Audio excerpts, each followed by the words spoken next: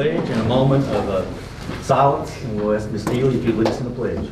I pledge allegiance to the flag of the United States of America and to the republic for which it stands, one nation, under God, indivisible, with liberty and justice for all. Please remain standing for a moment of silence. Now, please be seated. Amen. First thing on the agenda is a motion for approval of tonight's agenda. Do we have such a motion? I so move. Do we have a second? Second. We have a motion and a second. We have any discussion? If not, all in favor signify by stating aye. Aye. Opposed? Motion passes 5-0. Public comment. Anyone have anything they'd like to address the board about? Okay. If not, we'll move on to board comments. Do we have any board comments? I noticed that Linwood Holton will be having their meeting Tuesday, so I will either be attending by way of phone or actually go there. Okay.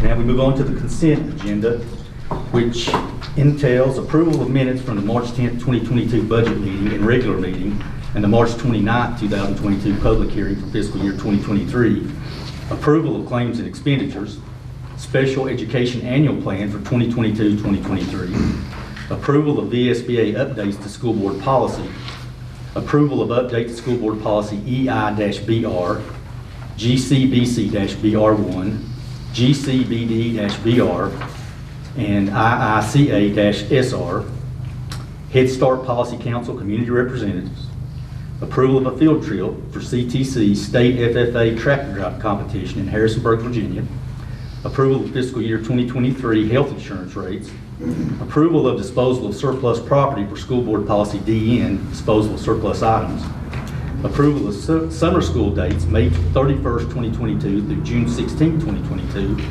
approval of purchase of modular units at Elydale and Elk Knob, and finally approval of authorization for the division superintendent to fill vacancies existing or occurring between April 15th, 2022 through May 12th, 2022. Do we have such a motion? I'll make a motion. Do we have a second? Second. Do we have any discussion? Not, all signify approval by stating aye. Aye. Any opposed? Motion passes 5-0. Now we go to reports of the board. Any reports? No report, but I'll say happy Easter to everybody. Okay. Should have done that board comment, I guess. I'll second that. Next we move on to reports of the division superintendent, Mr. Dean. Thank you, Mr. Chairman, members of the board.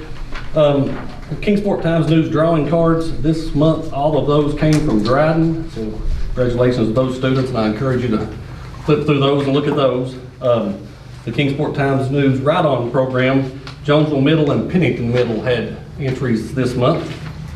Our enrollment is 2779. It's down 3 from last month. We've lost a little bit all year long. It's kind of went stabilized the last few months, but it's going to go down. The VSBA art contest winners, those are displayed in the small boardroom. I think all of you might have had a chance to look at those on the little table, and I encourage the general public to look at those too in the small boardroom. But in the elementary category, Evan Zebko from Rose Hill, Hadley Elkins from Dryden was second place, and Isabella Garcia from St. Charles was third place. Evan was first place for the elementary. Middle school winners, first place was Hunter Davis from Jonesville Middle. Jaylee Ellswick was second place, Elydale Middle. Charity Lowe was third place from Elydale Middle. And then we had one entry for high school. Jordan Shepard was the winner from Lee High. So please encourage you to look at all of those. We have an update from the Career and Technical Center Advisory Committee. I believe tonight we've got Mr. Sidney Cobb with us. There is a letter that Mr. Phil Hensley, the chairman, sent. I think everybody should have a copy of that in your packet. But I'll ask Mr. Cobb if he wants to come up and say a few words tonight to go along with Mr. Hensley's letter. Well, thank you, Mr. Dean and members of the board. If I were to ask you the rhetorical question of, if you were to go home tonight and post on your Facebook, what do we need in Lee County? I think you'd find that almost every answer that you got, from we need more jobs to we need better jobs to we need more workers, we need more places to eat, 90% of your answers would in some way deal with the economy one way or another.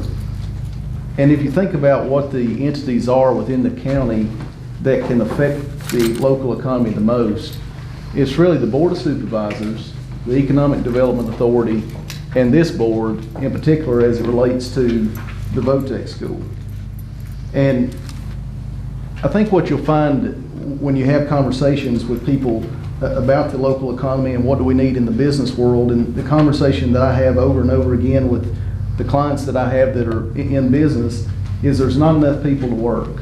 Or there are people that want to work, but they don't have the skills that I need. And so the Virginia Department of Education has come up with something called VOTEC Advisory Committees, and in there, they've got a handbook on it that outlines kind of the purpose and what you're supposed to do in the committee. And this is from the handbook itself. It says an advisory committee is essential to local CTE administrators as they establish and operate an up-to-date CTE program, seeking the advice of community business and industry leaders who have first-hand knowledge concerning current business trends, technological demands, and realistic job requirements, creates effective communication lines between education and the world of work. This communication system enables CTE students to receive instruction based on input from people who have practical, everyday occupational knowledge of the skills needed in the workplace. So based on the purpose as set out by the Department of Education for what we're supposed to be doing, I was chairman until March, and now, of course, Phil is chairman. But what we did over the past few years while I was chairman is work on some bylaws. And they've been a long time coming, but we've never really had any bylaws. It was never even clear who was on the board. It was just kind of whoever showed up. It was really a de facto board, and there wasn't even a membership role. So we came up with these bylaws, and I'll pass these out to you all. Let's see.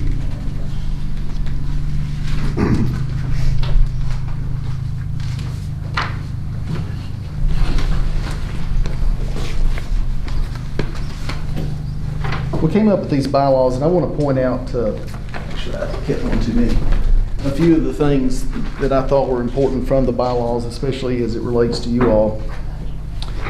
So the committee now will be made up of people that you appoint to it. So at the top of the page, you'll see each school board member may appoint 2 members from the county at large. Doesn't have to be from your district. And each member may serve 2-year terms. So to get things started, because we don't want everybody to be going off of the board at the same time, my advice would be to, in the beginning, appoint 1 person for a 2-year term and 1 person for a 1-year term to get it staggered.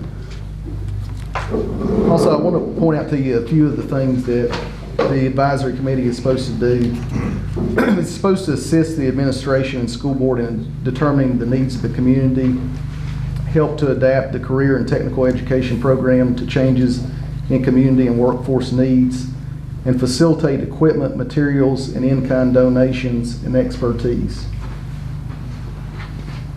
Along the same vein of that last part about donating equipment and facilitating equipment, making sure that the kids have what they need and the teachers have what they need, we started doing something that's advised in the Department of Education handbook called craft committees, which had been done in the past, but I think it hadn't been done in a while.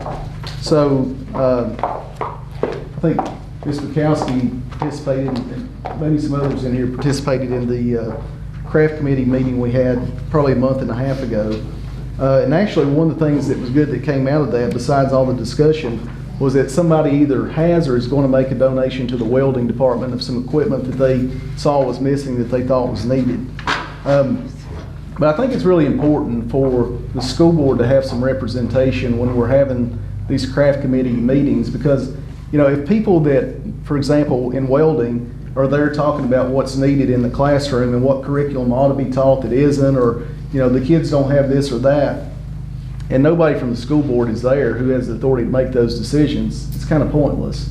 So I understand that you all can't come because you don't want to create a quorum, but I think there at least needs to be some representation from the school board to make sure that those conversations make a difference. I want to point out another thing or two for you on the handbook. The second page of the bylaws, we laid out that there should be 20 members maximum on the VOTEC Advisory Committee, 10 of which should be chosen from business and industry. One reason it's important to have business and industry at the table is because they're going to hire the kids that you're producing. And they should have a lot of input on what kind of classes that you're teaching. You know, for example, it would be business and industry in the tech field that 30 or 40 years ago would have said, quit producing typewriter mechanics, you're not going to need them anymore because the computer's going to take over. And the other reason I think you need people from the business world are that, you know, sometimes it's a hard decision to say such and such has been a teacher here for 30 years and they've been a good teacher, but that subject matter is obsolete now.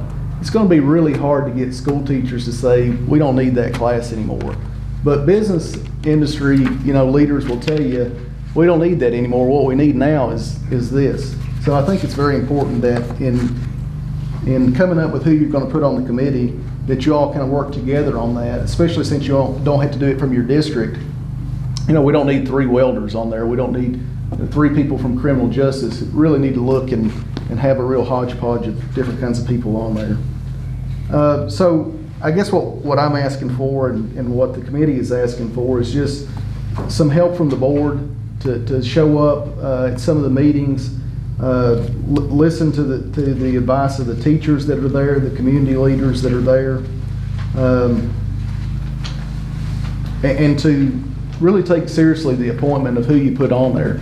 Because I truly think that this is one of the most important functions in local government, is to make sure that the VOTEC school is producing who we need. Because, you know, we've had the conversation, you know, some of us on the board have had the conversation, you know, why don't we have enough masons? Why don't we have enough this and that? And I saw Mr. Kidwell posted the other day about the need for truck drivers. We all know what we need, but who's responsible for making sure that that's produced? It's the VOTEC school, in large part. That's all I have. Do y'all have any questions for me? Yes, truck drivers, masonry guys, anything that involves work is needed everywhere across the country at this point, and I agree. Would the board supervisor be interested in doing anything jointly with us? Yeah, and for a project that you know of? I can't speak for all of them, but Right. I can speak for 20% of them, and you know, they believe that, and I've mentioned this in some of our advisory meetings, that what if we had an incentive for, you know, part of the problem is I understand from Mr. Long, is that when you ask kids what classes they want to take, there are certain things such as plumbing that it doesn't score very high on interest. Well, if you'd asked me in 9th grade if I wanted to take English, I'd have told you no, but I had to. And so it can't be totally determinative what they want. It's got to be what they need. And right now there's 46 offerings. When you have 46 offerings at the VOTEC school, they're going to gravitate to the easier classes. I mean, just like I did in college. I mean, you take as much easy stuff as you can. So I think we've really got to hone in on what it is we're offering. And I think they'll have to pick some of the stuff that's harder, but that they can actually use when they get out. So I guess to answer your question directly, yeah, I think we should incentivize some of these things that are not being taught as much. I know in the CDL world now that they changed the law in February that you have to go to school, I don't know how long, to be able to obtain a CDL license now. Used to, you didn't have to do that. I've asked Mr. Dean, he's talked to Mr. Long, I don't know where we're at with it, but if we can even do it or not, the driving part, but. We're looking into it, but there's a legal issue and then also an issue of trying to find a truck. Yeah. I mean, And that's where the board of supervisors come in and help. I knew there was money. You're right. And of course, you got to be, how old do you have a CDL? 18. 18. 21 cross country. Right. So, I So mean- you can stay in state at 18, but you can also get all the paperwork, the air brake test, all that done before you ever get in a truck. Right. If you So I know it's been talked about. I think Mr. Cobb can say it has been. Yeah, we've talked about it a lot, and that's kind of the challenge, is that you're probably only going to have 12th graders that are even eligible to do it. Right. And Mountain Empire's really taken off with their CDL program now, so we've kind of said they're doing such a good job. And then, you know, they've been coming to the schools, Thomas Walker and Lehigh, and showing off the trucks and talking about the program and promoting theirs. So, yeah, I'd like to think there's still something that can be done here locally too, though. I did change jobs, and since then, as a guy in North Carolina, bought the business I work for. It's actually in Rose Hill. We employ about 30 people in Rose Hill. Need a driver right now, need workers right now. A lot of need draftsmen, you know, to design trusses. That's what we do. But it was amazing to me the amount of business that's done right down there.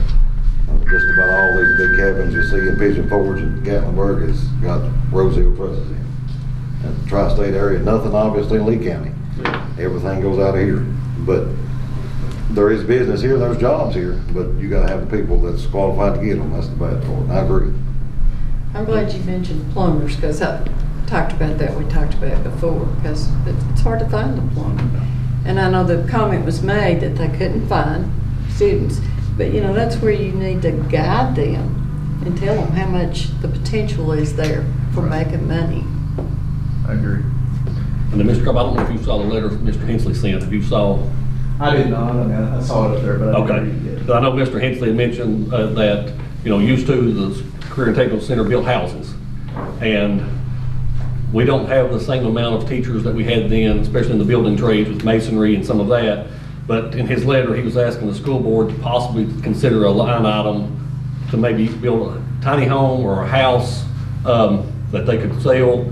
May have to get some money from the board of supervisors. We would sell the home, pay you all back, and then anything that was left over would go toward that project to continue.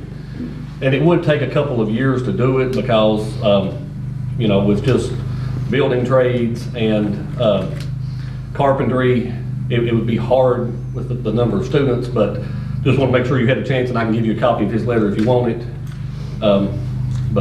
Yeah, that's something we talked about quite a bit. I think in the last meeting, we actually talked about building full-size houses. And I don't think anybody in there knew it besides Phil, but he says that the school system actually owns property across the 4-lane from the tennis courts still. And I looked it up and they actually do.